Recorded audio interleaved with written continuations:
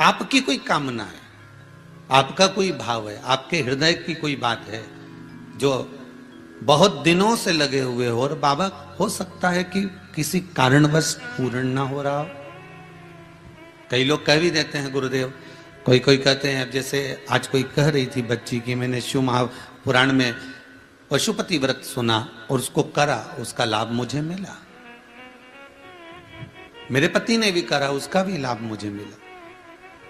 पर एक काम गुरुदेव ऐसा अटका हुआ है कि वो काम हम करना चाह रहे हैं, व्रत भी कर लिया, अनुष्ठान भी कर लिया, पर फिर भी वो व्रत के कारणवश भी वो कार्य नहीं हो रहा। तो समझना कि कोई कार्य बड़ा भारी होगा और बाबा उसको कर नहीं रहा है, या कोई काम अटक रहा है। तो हमने पहले भी कहा, ये बीच की जो पत्ती है ये देव अधिदेव महादेव है, ये ब्रह्मा, ये विष्णु है। इन दोनों पत्ती के मिलन से लेकर इस पत्ती के बीच की जो डंडी है, ये नीचे की डंडी का वर्णन नहीं कर रहे हैं, इन दोनों पत्तियों के बीच में जो डंडी है बची हुई, जो तीनों के बीच में एक डंडी का जो भाव है, ये माता जगतजननी जगदम्बा माता पार्वती है।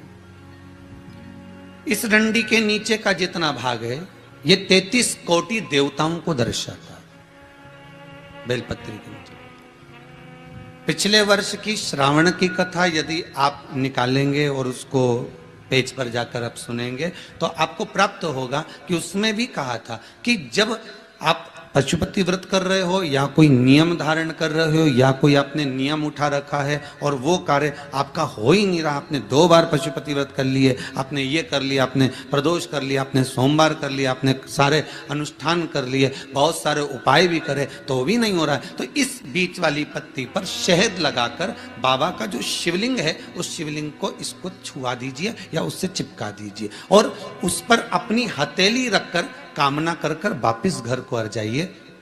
बाबा आपकी वो मुराद शीघ्र 3 महीने के अंदर पूरा कर ही देता है। ये पक्का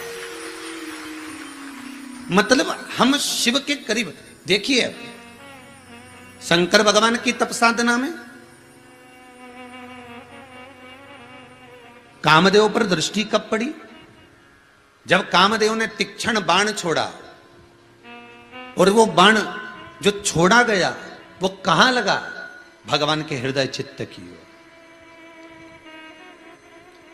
वो बाण कहां लगा है? भगवान के हृदय की ओर, भगवान के हृदय की ओर पहुंचा। लग नहीं पाया था, भगवान के हृदय की ओर जाकर सम्मुख में खड़ा हो गया। एक बेलपत्री में पशुपति अस्त्र का बल है महाराज। किसमें? एक बेलपत्री में पशुपति अस्त्र का बल है। और आपको मालूम होगा कि पशुपति अस्त्र केवल कुछ ही के पास में थे। एक मेरे राघव जी के पास, राम जी के पास था, एक मेरे कृष्ण के पास था, एक भगवान विष्णु के पास था, एक परशुराम भगवान के पास था।